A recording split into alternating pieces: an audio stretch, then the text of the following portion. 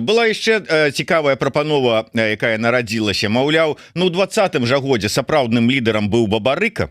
Ён падняў масы, за яго людзі выходзілі, да яго не дапусцілі да выбараў, да яго пасадзілі, таму как бы падхапіла з намі і людзі пайшлі за Ціхановскай, але сапраўдны-то лідар, маўляў, Бабарыка, і таму вот ён ёсць, і Ціхановская, да і 5 гадоў прайшло, мандат ужо как бы там скончыўся, перадай лідарства Бабарыкі.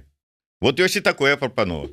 Окей, добра, я згодна з тым, што, конечно, Бабарыка ён паднял шмат людзей, там он был вельмі папулярны, гэтак далей. Был.